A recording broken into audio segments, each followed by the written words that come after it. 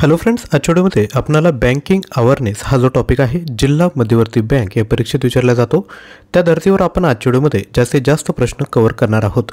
यादीचा पहिला व्हिडिओ आपण चॅनलवर ऑलरेडी अपलोड केला आहे। आपण जिल्हा मध्यवर्ती बँक या प्लेलिस्टमध्ये जा किंवा डिस्क्रिप्शन बॉक्समध्ये लिंक दिली त्यावरून तो तुम्ही व्हिडिओ बघू शकता। व्हिडिओला सुरुवात करूया। सर्वात पहिला प्रश्न आहे, भारतात व्यावसायिक बँकांना कामकाजाचा परवाना कोणाद्वारे दिला जातो? ऑप्शन आहेत भारत सरकार, वित्त मंत्रालय, रिझर्व्ह बँक ऑफ इंडिया की बँकिंग कंपन्या नियमन कायदा 1949। तर विद्यार्थी मित्रांनो, आपल्याकडे नोटबुक रेडी ठेवा, त्यात 1 ते 50 आकडे लिहून घ्या। प्रश्न विचारल्यानंतर आपण स्वतः त्या प्रश्नाचं उत्तर स्वतः ट्राय करायचं आहे। एकूण प्रश्न झाल्यानंतर आपले किती बरोबर आलेत हे आपण खाली कमेंट करू शकता किंवा व्हिडिओ बघतानाच आपण पहिला प्रश्न मी वाचला की तुम्ही खाली त्या ठिकाणी कमेंट करू शकता। याचे योग्य उत्तर आहे ऑप्शन क्रमांक डी, बँकिंग कंपन्या नियमन कायदा म्हणजेच बँकिंग कंपनीज रेग्युलेशन ॲक्ट 1949 अंतर्गत भारतात व्यावसायिक बँकांना कामकाजाचा परवाना दिला जातो। पुढील प्रश्न, रेपो रेट म्हणजे काय? ज्या दराने आरबीआय बाजारातून आपत्कालीन पैसे घेते, बँका आरबीआयकडे पैसे ठेवतात, सी आरबीआयद्वारे बिले वटवली जातात, डी आरबीआयद्वारे परकीय चलन खरेदी केले जाते। तर बेसिक प्रश्न आहे, आपण जिल्हा मध्यवर्ती बँकेसाठी फॉर्म भरला आहे तर या गोष्टी आपणाला आल्याच पाहिजे। तर याचं योग्य उत्तर काय असेल तर ते आहे ऑप्शन क्रमांक सी, आरबीआयद्वारे बिले वटवली जातात, bills are discounted by RBI. पुढील प्रश्न, खालीलपैकी कोणते बँकेचे कार्य नाही? ऑप्शन आहेत ठेवी स्वीकारणे, कर्ज माफ करणे, अग्रिम प्रदान करणे की शेतकऱ्यांसाठी काय म्हणता येईल की निविष्ठा पुरवणे म्हणजेच सप्लाय इनपुट टू फार्मर। तर याचा राईट आन्सर आहे ऑप्शन क्रमांक डी, हे बँकेचं कार्य नाही। पुढील प्रश्न, सिडबीची स्थापनामध्येची पूर्ण मालकीची उपकंपनी म्हणून झाली? ऑप्शन आहेत 1985 एक्झिम, 1969 प्रादेशिक ग्रामीण बँक, 1975 IFCI की 1990 IDBI। या ठिकाणी सिडबीची स्थापनेमध्ये डॅडॅशची पूर्ण मालकीची उपकंपनी म्हणून झाली। योग्य उत्तर आहे 1990 IDBI। पुढील प्रश्न, नॅशनल हाऊसिंग बँकेचे मुख्यालय कोठे आहे? हैदराबाद, लखनौ, मुंबई की नवी दिल्ली? तर नॅशनल हाऊसिंग बँकेचे मुख्यालय हे नवी दिल्ली या ठिकाणी आहे। पुढील प्रश्न, भारतातील पहिली प्रादेशिक ग्रामीण बँक कोणती?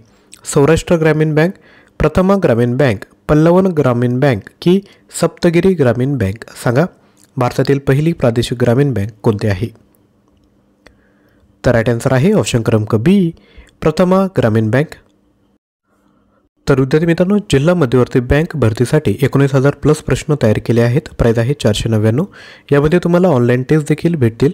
यामध्ये सामान्य ज्ञान, चालू घडामोडी, मराठी व्याकरण, कृषीविषयक ज्ञान व ग्रामीण अर्थव्यवस्था, अंकगणित, बुद्धिमत्ता, अर्थशास्त्र, मागील परीक्षेत विचारलेले प्रश्न आणि इंग्लिश ग्रामर संपूर्ण मटेरियल तुम्हाला प्रोव्हाइड करतोय। तुम्ही जर या PDF आणि ऑनलाईन टेस्ट जर हवे असेल तर तुम्ही काय करायचं आहे, ॲप्लिकेशन डाउनलोड करून कोर्स परचेस करायचा आहे। लिंक डिस्क्रिप्शन बॉक्समध्ये दिली।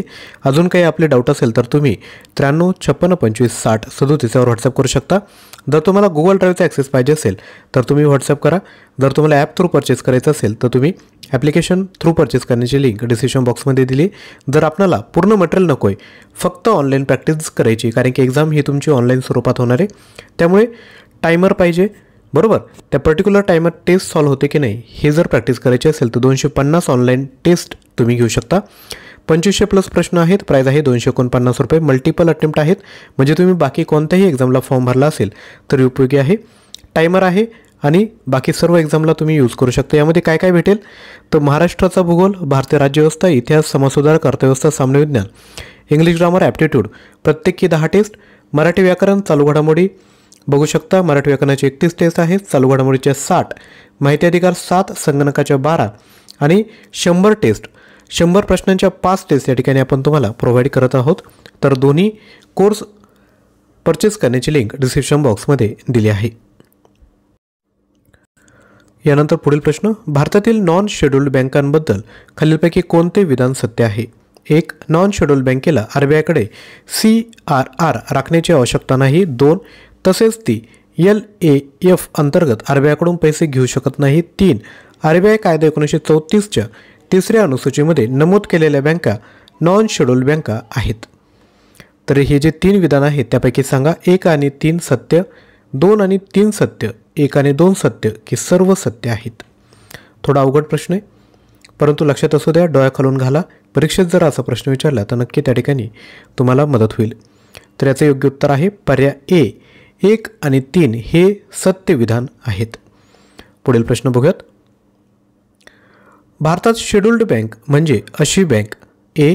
कंपनी कायदा 1956 अंतर्गत समाविष्ट, बी. बँकिंग व्यवहारासाठी अधिकृत, C.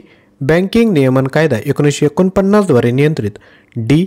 Reserve bank of India कायदा 1934च्या दुसऱ्या अनुसूचीमध्ये समाविष्ट. तर सांगा भारतात शेड्यूल्ड बँक म्हणजे काय? तर योग्य उत्तर आहे ऑप्शन क्रमांक D. Reserve bank of India कायदा 1934च्या दुसऱ्या अनुसूचीमध्ये समाविष्ट अशी बँक. पुढील प्रश्न. RRBचे नियमन खालीलपैकी कोणती सर्वोच्च संस्था करते? ऑप्शन आहेत RBI, नाबार्ड, सिडबी की स्टेट गव्हर्नमेंट. तर याचं जे राईट आन्सर आहे ते आहे ऑप्शन क्रमांक बी, नाबार्ड. यानंतर पुढील प्रश्न बघूयात. सध्या भारतात स्थानिक क्षेत्र बँकांची लोकल एरिया बँक संख्या किती आहे? 3, 4, 5 की 6. तर याचं राईट आन्सर आहे 4. पुढील प्रश्न. प्रादेशिक ग्रामीण बँकांची स्थापना कोणत्या वर्षी झाली? 1969, 1972, 1973 की 1975. तर प्रादेशिक ग्रामीण बँकांची स्थापना ही 1975मध्ये झाली आहे. पुढील प्रश्न. रिझर्व्ह बँक ऑफ इंडियाचे मुख्यालय खालीलपैकी कोणत्या शहरात आहे? मुंबई, नवी दिल्ली, कोलकाता की डेहराडून. तर याचं राईट आन्सर आहे मुंबई. पुढील प्रश्न. सर्व केंद्रीय बँकांची जननी म्हणून कोणत्या बँकेला मानले जाते? Bank of England, risk bank of Sweden, federal reserve bank की रिझर्व्ह बँक ऑफ इंडिया. तर याचा राईट आन्सर आहे बँक ऑफ इंग्लंड. पुढील प्रश्न बघायचा आहे त्यापूर्वी छोटीशी रिक्वेस्ट. व्हिडिओला लाईक केलं नसेल तर एक लाईक लगेचच करून द्या आणि ज्यांना शक्य असेल त्यांनी थँक्यू कमेंट करा. लक्षात घ्या छोटी ॲक्टिव्हिटी आहेत परंतु याने आम्हाला मोटिवेशन भेटतं की असंच कंटेंट आपल्यापर्यंत पोहोचवलं पाहिजे. तर लगेचच एक लाईक आणि खाली थँक्यू कमेंट करायचं आहे. पुढील प्रश्न. कोणत्या बँकेला नोटा छापण्याची मक्तेदारी अधिकार आहे? नाबार्ड, व्यावसायिक बँक, केंद्रीय बँक की यापैकी कोणतेही नाही.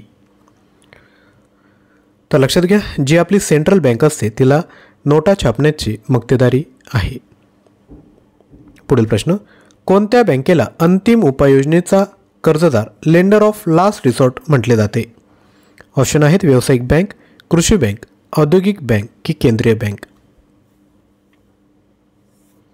तर याचं राईट आन्सर आहे ऑप्शन क्रमांक डी, केंद्रीय बँक. पुढील प्रश्न. जेव्हा बँकेला पैशांची ठेव मिळते तेव्हा ग्राहक डॅडॅश बनतो? देणदार, लेनदार, ग्राहक की कर्ज देणारा. तर ग्राहक कोण बनतो? तर लेनदार, क्रेडिटर या ठिकाणी बनत असतो, लेनदार. पुढील प्रश्न. जेव्हा बँकेला पैशांची ठेव मिळते तेव्हा बँक काय बनते? लेनदार, देणदार, प्राप्तकर्ता की ग्राहक. तर याचं योग्य उत्तर आहे देणदार म्हणजे डेबिटर या ठिकाणी मिळते, कारण की त्या ठिकाणी काय करतो आपण पैसे देतोय, म्हणजे जसं काय बँकेने कर्ज घेतलं आहे तर हे काय बनल? डेबिटर बनत असते. पुढील प्रश्न बघूयात. RBI कायदा कधी अस्तित्वात आला? ऑप्शन आहेत 1934, 1935, 1948 की 1945. तर RBI हा जो कायदा आहे तो 1934मध्ये अस्तित्वात आला आहे. पुढील प्रश्न. DIGC म्हणजे काय? Deposit industrial guarantee, development insurance guarantee corporation, development industrial guarantee corporation की डिपॉझिट इन्शुरन्स गॅरंटी कॉर्पोरेशन. तर DIGC म्हणजे काय? तर योग्य उत्तर आहे डिपॉझिट इन्शुरन्स गॅरंटी कॉर्पोरेशन म्हणजेच ऑप्शन क्रमांक डी. पुढील प्रश्न बघूयात. NBFI म्हणजे काय? Non banking financial industries, non banking financial institution, net banking financial industries की नेट बँकिंग फायनान्शियल इन्स्टिट्यूशन. तर सांगा NBFI म्हणजे काय? तर योग्य उत्तर आहे ऑप्शन क्रमांक बी, नॉन बँकिंग फायनान्शियल इन्स्टिट्यूशन. पुढील प्रश्न बघूयात. कोणती बँक बँकर्स बँक म्हणून ओळखली जाते? RBI, SBI, PNB की नाबार्ड? तर कोणती बँक बँकर्स बँक म्हणून ओळखली जाते? योग्य उत्तर आहे ऑप्शन क्रमांक ए, रिझर्व्ह बँक ऑफ इंडिया. आणि विद्यार्थी मित्रांनो, आपल्यासाठी जे आपण 250 ऑनलाईन टेस्ट तयार केल्या आहेत, प्राईज आहे फक्त 249 रुपये. यामध्ये 250 टेस्टची प्रॅक्टिस होणार आहे. प्रत्येक टेस्टमध्ये तुम्हाला टायमर आहे, त्या पर्टिक्युलर टायमात त्या टेस्ट सॉल्व करायचे आहे. टेस्ट सबमिट केल्यानंतर तुम्हाला तुमचा रँक आणि सोल्युशन त्या ठिकाणी भेटेल. तर लक्षात घ्या, तुम्ही आत्ता परचेस केले ही एक्झाम झाली तरी पुढे कोणत्याही एक्झाम आल्या तर त्या ठिकाणी तुम्ही यूज करू शकता. तसेच 100 प्रश्नांच्या 5 फुल लेंथ टेस्ट त्या ठिकाणी देखील आहेत, जेणेकरून मोठ्या फुल लेंथ सॉल्व करताना तुम्हालाही कळून जाईल की आपला पर्टिक्युलर वेळात ते प्रश्न सॉल्व होतात की नाही. तर लक्षात घ्या, पैशांकडे बघू नका. क्वालिटी मटेरियल आहे, स्वतःचं ॲप्लिकेशन आपण डेव्हलप केलं आहे, त्यामुळे नक्की तुम्ही परचेस करा, तुम्हाला फायदा होईल. कोर्स परचेस करण्याची लिंक डिस्क्रिप्शन बॉक्समध्ये दिली आहे. पहिल्यांदा ॲप्लिकेशन डाउनलोड करायचं आणि त्यानंतर स्टोअर टॅबमध्ये जाऊन आपण तो कोर्स परचेस करायचा आहे. पुढील प्रश्न बघूयात. ठेवीदारांच्या मालकीच्या नफा नसलेल्या बँका कोणत्या आहेत? ऑप्शन आहेत cooperative bank, merchant bank, land bank की नन ऑफ दी अबो. तर याचं योग्य उत्तर आहे ऑप्शन क्रमांक ए, सहकारी बँका. पुढील प्रश्न. व्यावसायिक बँकांचा मुख्य व्यवसाय काय आहे? लोकांना कर्ज देणे आणि ठेवी स्वीकारणे, सहकाऱ्यांकडून कर्ज घेणे आणि ठेवी स्वीकारणे, दोन्ही अ आणि ब की यापैकी कोणतेही नाही. तर जी कमर्शियल बँक असते त्याचा मुख्य व्यवसाय काय आहे? तर दोन्ही, लोकांना कर्ज देणे आणि ठेवी स्वीकारणे, तसंच सहकाऱ्यांकडून कर्ज घेणे आणि ठेवी स्वीकारणे. पुढील प्रश्न. RBI म्हणजेच रिझर्व्ह बँक ऑफ इंडिया कायदा 1934मध्ये भारतातील शेड्यूल्ड बँका कोणत्या अनुसूचीमध्ये आहे? ऑप्शन आहेत पहिली, दुसरी, तिसरी की चौथी. तर कोणत्या अनुसूचीमध्ये आहे? तर याचा राईट आन्सर आहे ऑप्शन क्रमांक बी, दुसऱ्या अनुसूचीमध्ये आहेत. पुढील प्रश्न. भारतातील सर्वात मोठी व्यावसायिक बँक कोणती? ऑप्शन आहेत bank of India, axis bank, state bank of India की HDFC बँक. तर भारतातील सर्वात मोठी व्यावसायिक जी बँक आहे ती आहे स्टेट बँक ऑफ इंडिया. आणि विद्यार्थी मित्रांनो, तुम्हाला जर बँकिंग अवेअरनेसवर अजून व्हिडिओ प्रश्न पाहिजे असेल तर ते आपण खाली कमेंट करायचं आहे. तसेच हा जो कोर्स आहे, दोन्ही कोर्स ते तुम्ही परचेस करू शकता. तुम्हाला व्हॉट्सअपच्या साह्याने जर एक्झाम मटेरियल, एक्झामचे नोटिफिकेशन हवे असेल, अपडेट हवे असेल तर तुम्ही व्हॉट्सअपचा ग्रुप जॉईन करायचा आहे. लिंक डिस्क्रिप्शन बॉक्समध्ये दिली आहे. तसेच जो आपला टेलिग्राम चॅनल आहे त्याला देखील जॉईन करू शकता, ज्यावर आपण चालू घडामोडींची प्रॅक्टिस करत आहोत. तर दोन्ही कोर्स नक्कीच परचेस करा. व्हिडिओला लाईक करा, शेअर करा आणि चॅनलवर नवीन असाल तर चॅनलला सबस्क्राईब करा. थँक्यू.